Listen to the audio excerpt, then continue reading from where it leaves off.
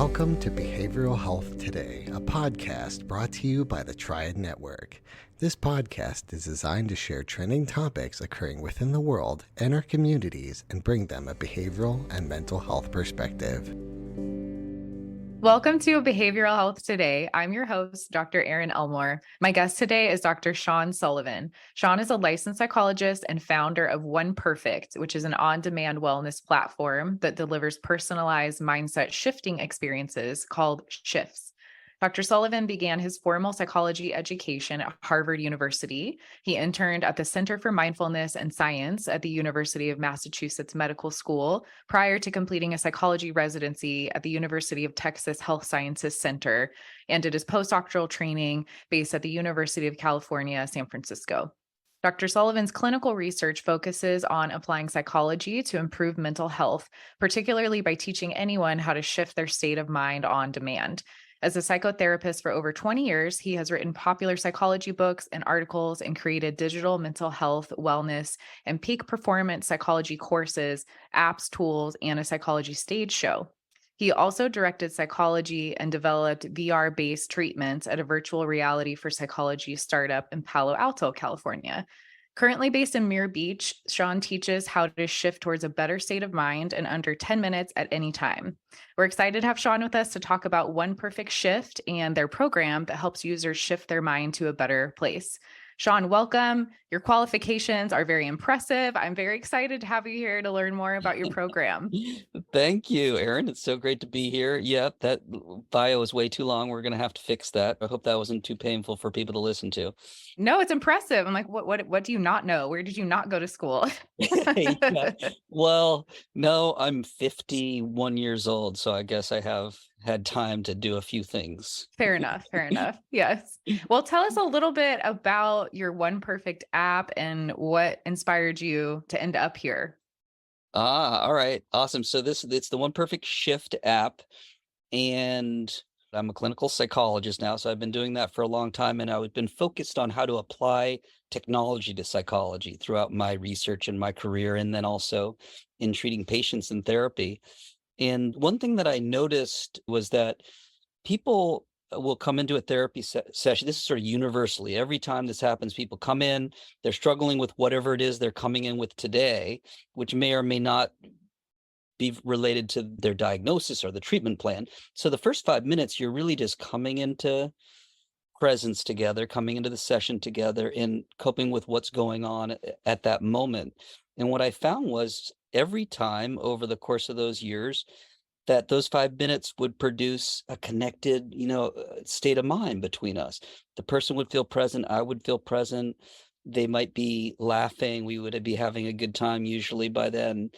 And I saw that regardless of what someone's going through as a diagnosis maybe, in 5 minutes, most people, given the right circumstances, can get to a good place.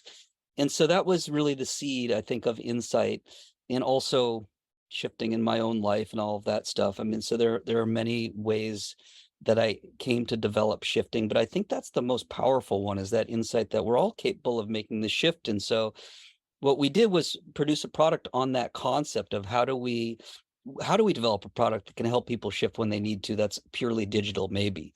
And actually it is currently purely digital, and we'll talk about how it's becoming shift therapists are entering now to deliver live shifts. But the purely digital idea was the first one, and we did a partnership with the university system out here and started piloting it, and found roughly 90% of people were saying that they were able to shift into a better state of mind in a few minutes using this digital experience.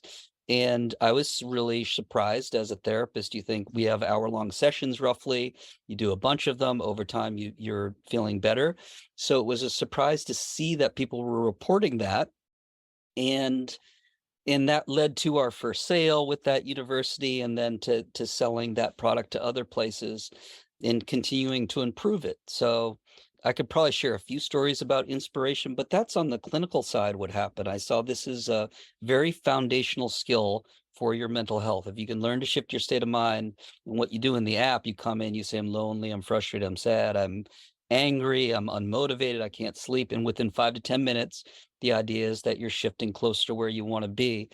And it's also teaching you how to do that for yourself, to record your own voice, to blend that into your shifts.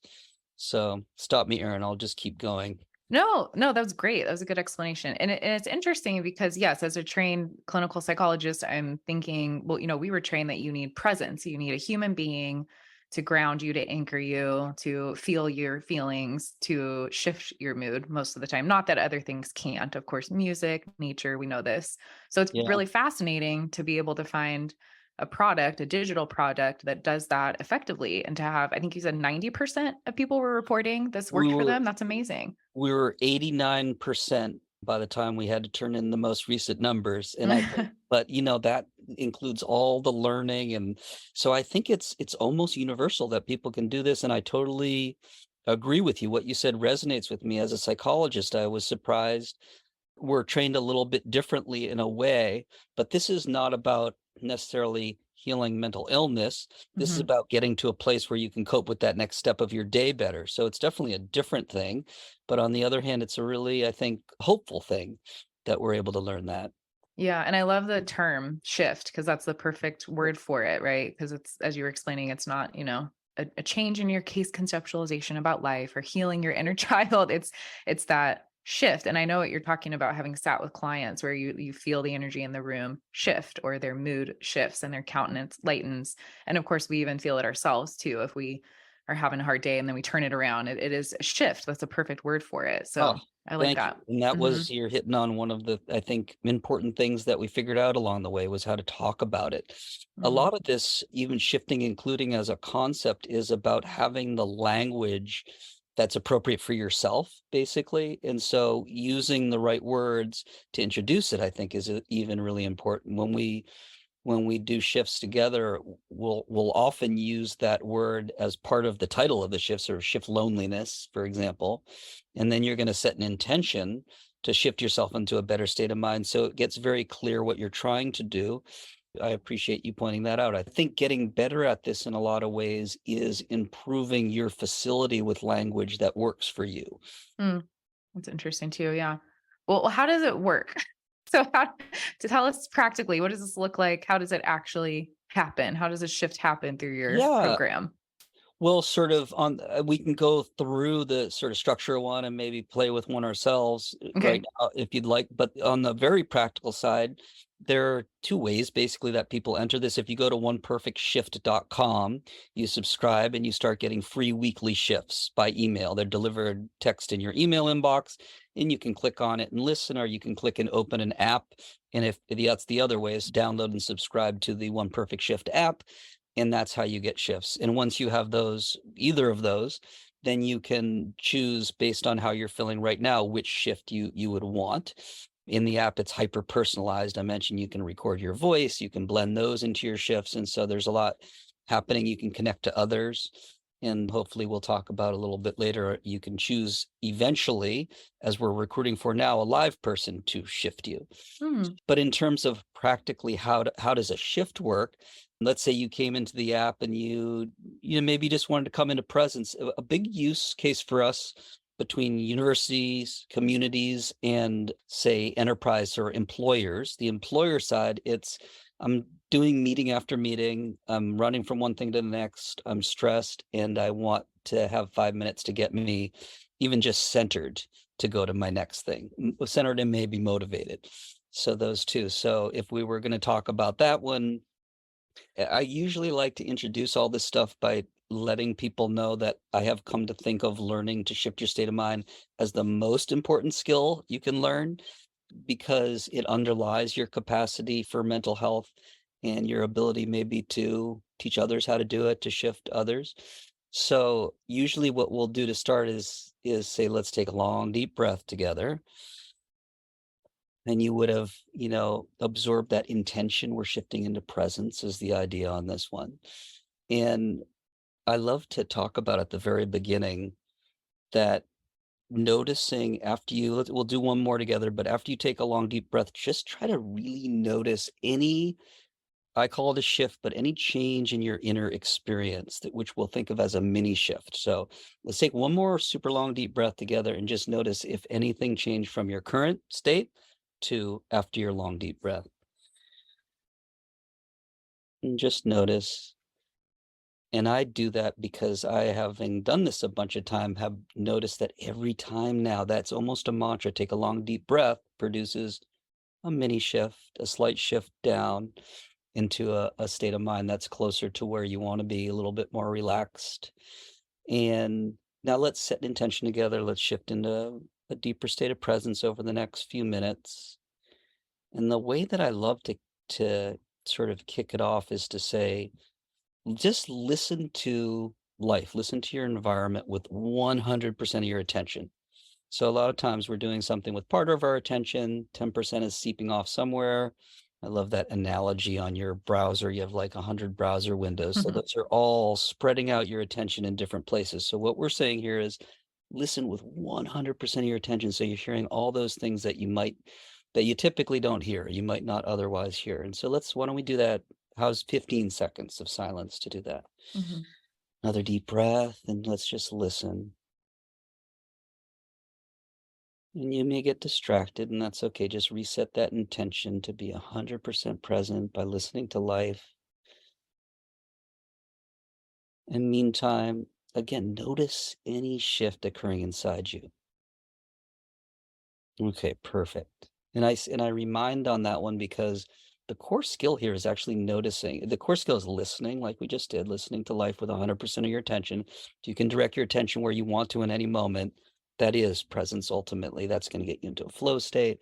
So that's one skill set. The other is noticing what's going on inside you. And the more nuanced you are at your ability to notice, the more those mini shifts, stretch Mhm. out into true shifts into presence. And so that's it. That would be a typical shift. We might talk a little bit about the topic a little bit more. And then on the back end, depending on what the person had next for the day, you might visualize that a little bit and then come out with a real intention for the next hour to just maintain that state of presence by continuing to listen.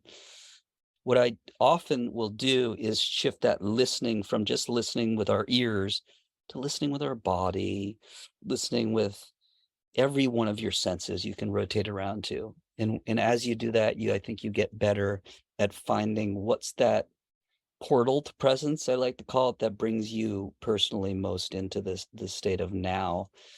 And the state of now being 100% of your attention here and not sort of seeping off into those things that stress us out and Mhm.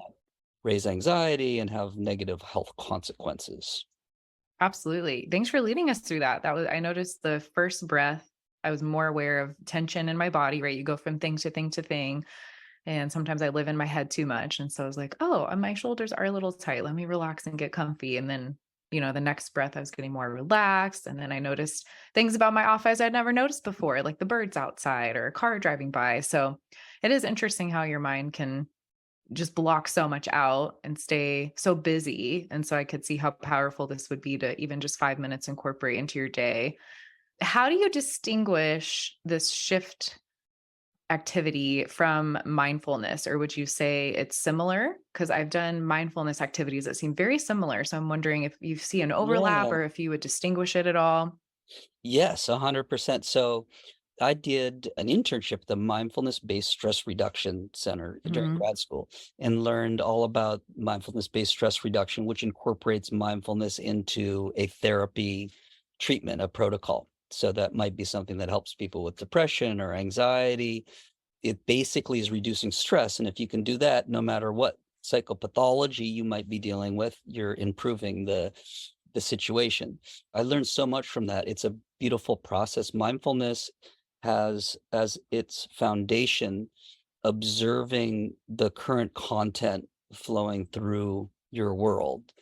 And it's a little bit different from shifting in the sense that in mindfulness, you have that singular intention to observe the present moment.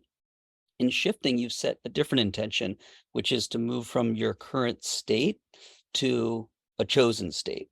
And so, whereas the core of mindfulness really is no intention, just sort of Mhm. beautiful in a way, right? It's training this no intention use of your attention.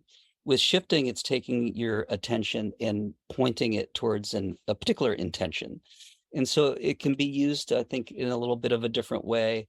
in a sort of in practical real life environment, as opposed to maybe something that's really helpful for training that pays off throughout your life. Mm. Mindfulness. Yeah, I've heard people talk about mindfulness as a practice, which makes sense because you're removing the intention. And so much of our world is very driven and intention focused. So that makes sense from a mindfulness angle. And then it sounds like, correct me if I'm wrong, but you're saying shifting is almost more like a active coping tool that can be used. And there may be components of mindfulness in it, but you're intentionally trying to shift your mood or shift your mindset. Yeah, I have definitely heard people say the word active meditation. So I Mm. think when people do it, that's what they come away with. Oh, that's a meditation with an intention. So yeah, an active meditation. Yeah. Okay. That's great. And what do you notice this helps with? So one of the answers I thought of when you asked an early question about the inspiration was my sort of personal side inspiration. And Mhm. that was that as I was coming out of grad school in psychology and becoming a psychologist, and all of a sudden I had a license and I had all this debt and I had to go work, I was feeling quite a bit of stress from that. And I'm sure a lot of people can relate to whatever their work stress is. In my case, it was that. And overnight, I'm waking up with, stress coursing through my veins and not able to sleep. And I got to get up in the morning and I'm not going to sleep enough and all that. So, as a psychologist, I decided I better be able to cope with this. I was going to spend my days teaching how to cope with it. And that was the first time I created a shift. And it was for sleep. Basically, I call it the sleep shift. I got to figure out how I can get myself back to a peaceful, rested state when I wake up in the middle of the night. So, the short answer to your question is I think it can be applied to anything. My personal answer is that it came out of that. And when I found let's say, a script that worked for me every time I took myself through it over the course of 5 minutes, it really changed so much about how the rest of my life was. And that's because once you realize that you're only a few minutes away from a better place anytime, once you know you have that sort of internal control I don't love the word control, but you know that you have that skill, let's say, Mhm. then so many of the things you used to fear just reduce in the kind of danger vibe. And so it changes a lot about how you live, no matter how you learned it, I think. So I learned it well from the sleep. An example of how your life changes is I stopped waking up in the middle of the night because the fear wasn't there in the first place all of a sudden. But now I do it first thing in the morning. I have it, my morning coffee and I do a 5-minute shift on whatever it is. Usually I'm putting out one a week. So it's, something related to that. But if I do that, I notice then the rest of my day, it cascades the benefits of it. And in 5 minutes is something that I'm able to do. A lot of us are taught, oh, you need to do it used to be an hour session, then it's like 20 minutes. And we're finding not just me, but in all of the research now, it's down to looking at brain changes over the course of 5 minute Mm. mindfulness, whatever it might be, breathing sessions. And we're seeing the brain changes occurring in the research after some consistent practice with even 5 minutes of this stuff. That's really encouraging because I know myself, and I'm sure a lot of our listeners, it's so hard to think about meditating or slowing down mentally for 30 minutes, 45 minutes. And I Yeah. think that's some of the language around meditation that we hear most of the time is you want to work up to longer and longer increments. So I like that this seems very practical and not so intimidating, where you can feel a shift in a short amount of time. And I'm sure you could go longer if you wanted to, but it's effective pretty quickly, which is really empowering. Yeah, yeah. Yeah, often say at the end of it, I have to get back to work, but if you wanna, keep in that chill present state, go as long as you Right. want. And I do, as you were saying that, I'm thinking it is one of the problems with meditation, I think, is that the word is attached to this longer time concept, Right. and maybe for good reason, but now we know that the short experiences also have powerful effects. Again, if done consistently, that 60 days is what the most recent stuff is showing, if you can do it for that long. But I think in the terms of more like try to do it for 3 weeks because that's what builds a habit typically, this kind of a habit. And once you get that, you probably get to your 60 days. And the problem with the longer is that you can't build the habit. And Yeah. so it ends up, my guess is long term being less effective than setting the short habit and actually doing it. Now, is that 5 minutes a day for 60 days? That's what the research shows is Yeah, effective? Okay. Yeah, well, this hasn't been tested specifically with shifts, Okay. but with breathing exercises, they've tested it with mindfulness exercises. And I suspect it just has a lot to do with anything that's bringing you further into presence and is sort of teaching you how to move down your continuum of stress to relaxed, probably is going to have that impact. And I just happen to like this version of doing it because the idea is it meets you where you are in any given moment. And for me, doing the same thing over and over, that's part of what makes the habit hard, I think. We'll be right back after word from our sponsor.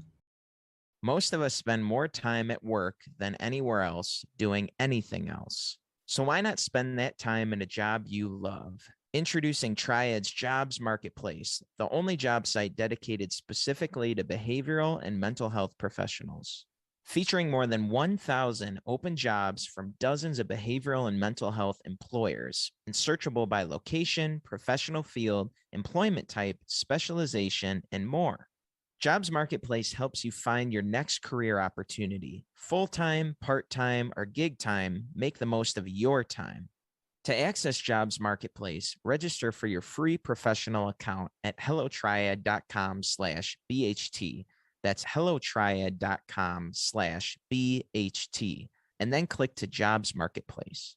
If you're already a member of the Triad community, visit app.hellotriad.com/jobs. That's app.hellotriad.com/jobs. Visit us today and take your next career step tomorrow.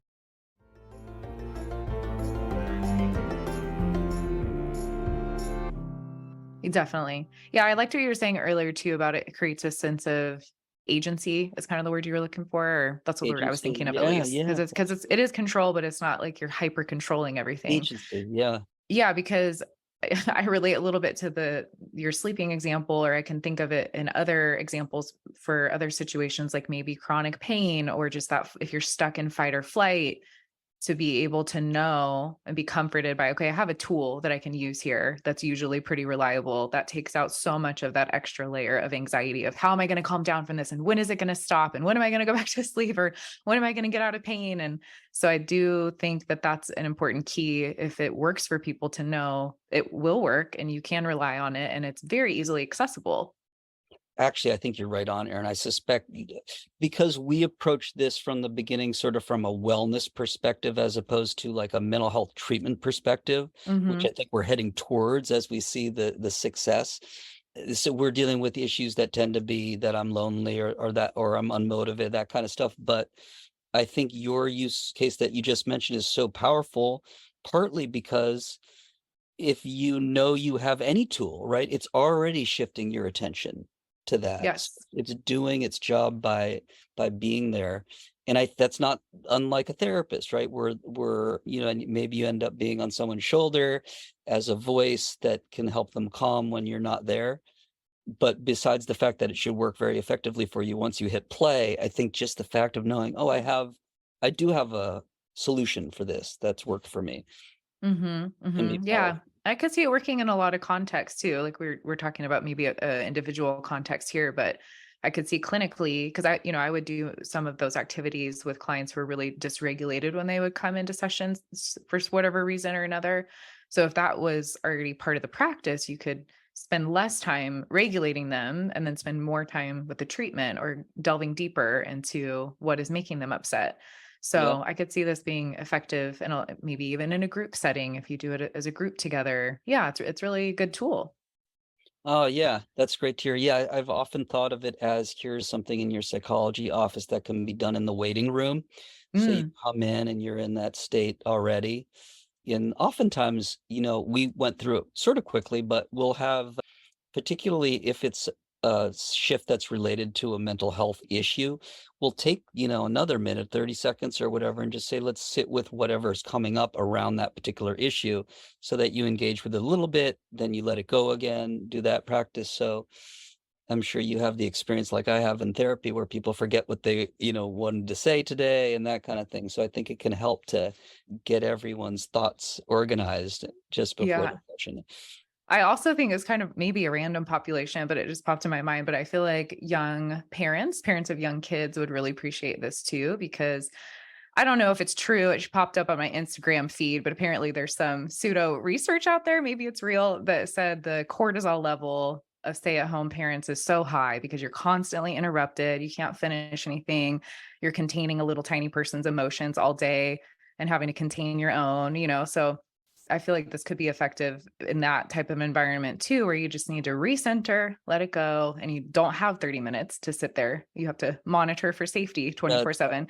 So yeah, and I could see this applying in many populations. Oh, yeah. I mean, your instincts are so right on. I've definitely have heard that from moms that I think at the very least, they like being able to hit play, at bedtime and say like, let's just be quiet for a minute. Or even just for themselves, like, okay, I can make it through this. Yes. Yeah, and then Well, the child can choose, the emotion and kind of learn a little bit that way. But I think, yeah, with all of these, each time we have an idea, I say, oh, we would want to make it so perfect for that population, yeah. You can right even now make a it's kids section that's more kid it's friendly or yeah. Yeah, that is interesting. Well, what successes have you seen or do you have any success stories? And from my understanding, the shift is being used at University of California already. So have you seen any stories of success from there? Yes, so we worked with University of California to do a bunch of pilots for 2 years, and Okay. then they eventually joined us as a subscriber for UCSC, University of California, Santa Cruz. And they have 20,000 member community there, mostly 20,000 plus, mostly students, but staff and everyone else. In the University Counseling Center is who we worked through and still do, and they will offer this to students coming in for therapy as something to use between sessions, and then to the rest of the community for the wellness or whatever it might be. So yeah, to me, the broad positive news that we've gotten back in terms of a success is that roughly 90% of people who are doing a shift are saying, "Oh, that was good," and Mhm. coming back, and we're now emailing out shifts. So we're seeing about 50% of people who ever open one shift continue to do it on a weekly basis, roughly. So it tends to be the case. I've been in this digital wellness for 20 years now. That's the problem, is most people don't use the products. There's some potentially useful things, but people don't use them consistently. So we really focused on how do we get it so that people will use it. So for me, that's the big success, is that people, once they use it once, continue to use it in general at far higher rates than I've seen ever with a wellness product. That's no small Yeah. thing. I'm guilty as well of starting Yeah. something like a mindfulness app and just don't use it. I don't know why. I'm a psychologist, don't even use it. So Yeah. that's Yeah. great that you have retention. Yeah. It forced us to think hard about how to do it. So we send emails out of shifts every week to anyone who's subscribed, and Mm. people seem to open their emails if they like, if they historically it's useful.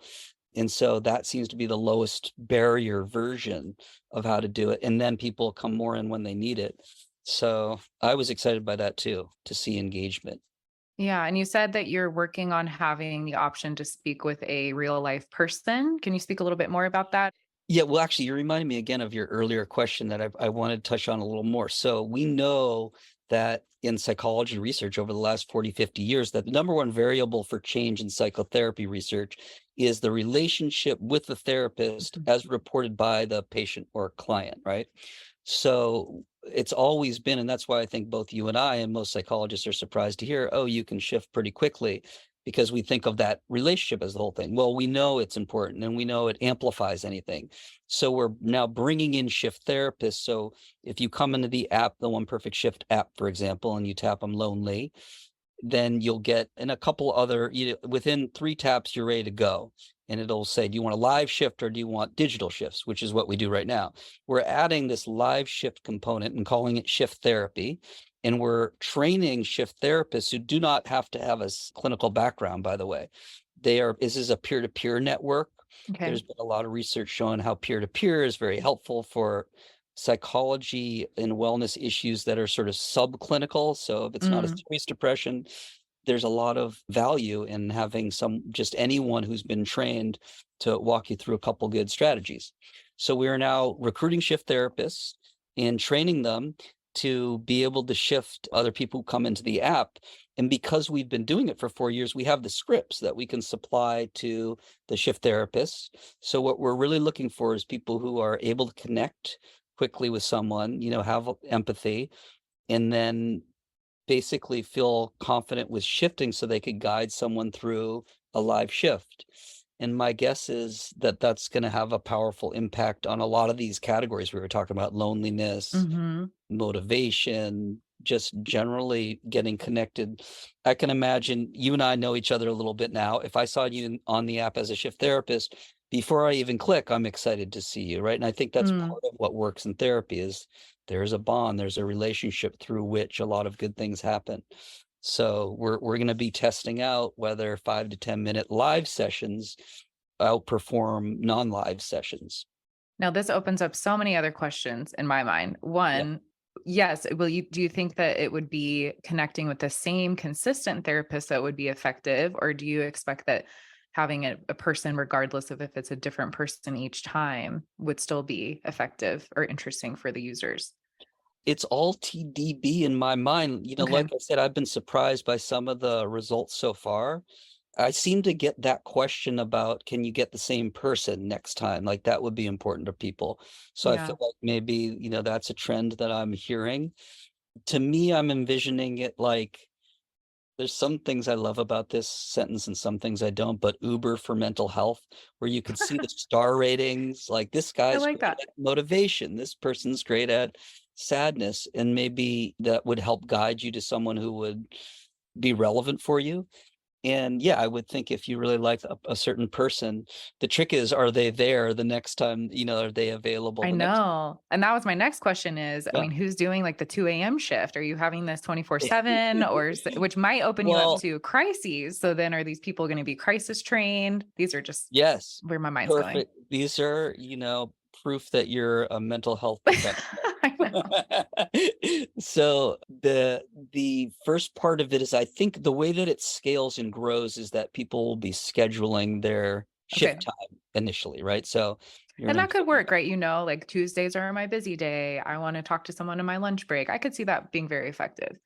Yeah, we've seen, especially during COVID, that coaching sessions at work are extremely popular. So if Okay. your employer provides the benefit of one coaching session a week, 90% of people are putting it on their calendar. So I think that, that's been proving pretty popular. And if you can get a shift, like you said, on your Tuesday when you're pre-meeting or something, I think schedule it and then we know you can get the person you want and we can Right. manage flow a little better. And then if we can achieve the dream, which is my dream, is everyone in the world is a shift therapist for 10 minutes a week, shifting someone else. If we can get to that kind of scale, then we will be able to, when you tap go, maybe you do a brief sort of digital experience that brings you into presence, and then your shift therapist, then Aaron arrives with the smiling face, and as long as you're not with someone else, and it can be real time. So that's just probably number of people. That makes a And lot of then if you sense. wanna schedule Aaron in a week from now, it's probably easier to schedule, I'm guessing, than just hope you're there. I would think so. Yeah, yeah. But yeah, I mean, it's good to have that option, and it's nice to have that option because a lot of these apps do a great job, but they don't have the in-person option. So it's interesting how you're melding both of those fields together. Perfect Yeah, from your background training, mental yeah, health yeah. and digital. Yeah, and to your other question that I think is a really important one to think of before you actually implement this stuff, I think that, one of the things that I love about shifts is that there's a very specific intention, right? So if you said, Mhm. I'm sad and I want to get happy, or I'm lonely, or, not happy, I'm sad and I want to get present, I want to get into a better state, or I'm lonely, then that's what we're doing over the next 5 minutes, right? So your shift therapist comes on, connects with you a little bit, but really there's a script that you're going to be taking through that has worked for 90% of people. And I think what will happen is you'll say something along the lines of, are you ready to go, after, a brief 30-second. And if they're not, if they're in a place where they're too angry or too activated, then you say, okay, maybe a shift's not, it's not right for the shift right now, and you have a resource. So I think pretty quickly you'll assess that, and based on what is being shared with you, I'm ready, I'm not ready, because this is one way, largely the way that we're Mhm. perceiving it, Mhm. as Mhm. opposed to a coaching session or a therapy session that's sort of two-way interactive. When you start doing that, I think you need a lot of training to do it well Yes. and to Now I deal have with a the question too. use So many outside cases. follow-ups. Yes. Why use real people instead of AI if it's a one-way conversation? Well, so currently that it's one way and it's digital, fully digital, right? So it's all Mhm. audio or different formats. But it's the issue we talked about before that we know from the research that live human human contact, it has literal immediate physiological changes on your Mhm. body, and in this case benefits to your body when you see the therapist that relaxes you, and the voice is a major thing, and looking someone in the eyes is a major thing, and the human to human contact, and I think in the case of, you were asking about can you get the same person, I think in that case particularly it becomes sort of a mantra that this person is connected to Yeah. being in a good place. But we'll see what works and what doesn't. I'm I hearing think job security for your coaches, which is a good thing. I think that's so key. There's so much you can't do therapy just, going back a little bit, Aaron, I did all my early clinical research on this, and I thought just like you did, it sounds like, you can't do therapy without being in the room together. That was the state of the art when I was learning.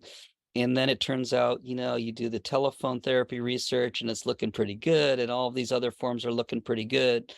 My best guess is that the live experience is an amplifier, so how can we use that to amplify really effectively? And then if there's real problem solving, like interaction, we know that a real therapist really outperforms a non-trained person Absolutely. or a moderately trained. So this is not something for mental health issues for sure right now. And I suspect it'll always be, you need a live person. Yeah. Yeah. It's about that connection, but it doesn't have to be in the same room per se. Maybe phone or video is fine, but it's still real human. You can connect deeper than a Real robot, at least at this point in the Yeah, world. one of Hope. the things I didn't anticipate when I was doing that research is that, you have a generation now that's grown up in this kind of, Yeah. Aaron and I can see each other right now on video. So they're totally comfortable there, some of them. Whereas my generation was like, that sounds crazy. And no, we want to be with a live person. And so the person that we were doing research on was a different person back then Hmm. also. So a lot of this is a moving target. It's true. I remember talking with a teen one time, and it took probably like 6 weeks for me to figure out that her boyfriend, they never actually communicated in person or met in person. They just texted all the time. So I was like, oh, this is a different world. You're So like, I okay. do think, yes, there's a lot of people that would be completely comfortable with this format, and it's useful, or you're meeting them where they're at.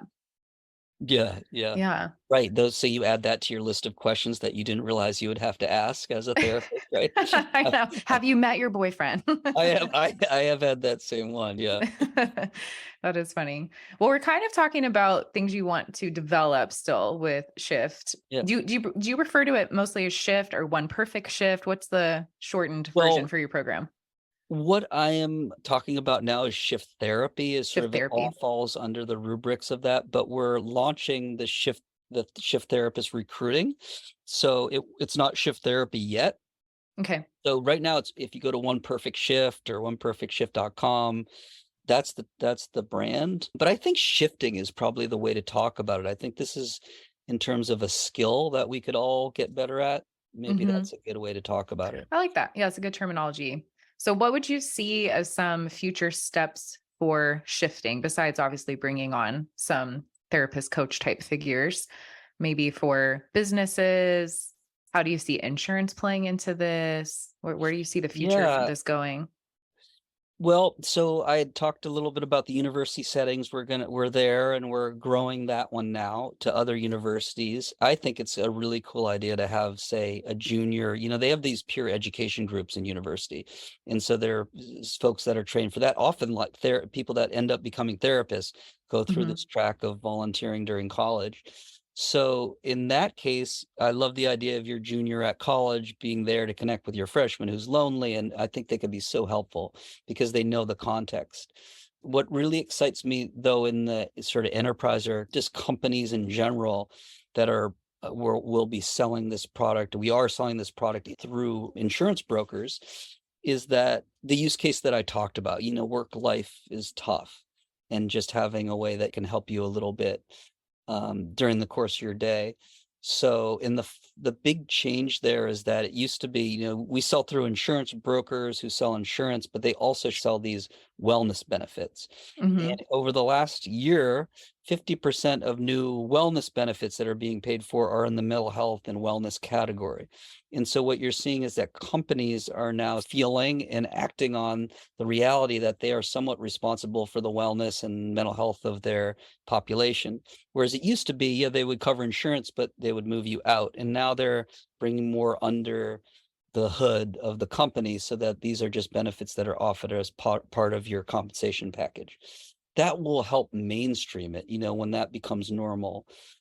So I'm excited by that. Big company, 20,000 plus 100,000 employee companies really saying, hey, this is something we want you to be doing, because they see not only does the productivity increase if you're feeling in a better place, but the more you can raise the boat of emotional intelligence across a team or an organization, you're going to see productivity increases. Never mind the reason you and I would talk about it is like, it seems like the right thing to do. People should learn this stuff and Yeah. it's good. But there are real incentives on a ROI basis for companies now. Right. And creativity blossoms when stress is Creativity. low. So yeah, this would be great as part of just a wellness package, I guess, with an organization. That's it. Yeah. So that's Yeah. where you asked about the insurance. So that's what we sell through insurance companies. We have a lot of brokers that we talk to, and they already have clients. And so they introduce a new product. Usually this stuff happens in the fourth quarter because everyone's renewing their insurance benefits at the time. So they make decisions about what benefits they're going to offer or change during the fourth quarter. But yeah, we talk to them year round. And I think that's the next place that we'll spend a lot of attention growing. So you're really in business and digital and mental health fields. I think it's fair to say, yeah, you're so observant, Aaron. I guess I shouldn't be surprised. But I I still was have my clinical skills. Yes. yeah, I was in business for 5 years before I went back to grad school and became a psychologist. So I Okay. have that kind of background in my blood. And then, I mentioned in grad school, it was all digital psychology research, and then treatment's kind of my favorite thing. So I think there's nothing more peaceful to me than setting aside time to be one-on-one with someone. So I love that piece of it. And I definitely learned this presence piece from doing all that. So it's Yeah. good, Yep. lifestyle wise is what I try to talk about this as now. Don't think of, meditation as a practice. Just think of it's a nice lifestyle to know how to come into presence when you need to.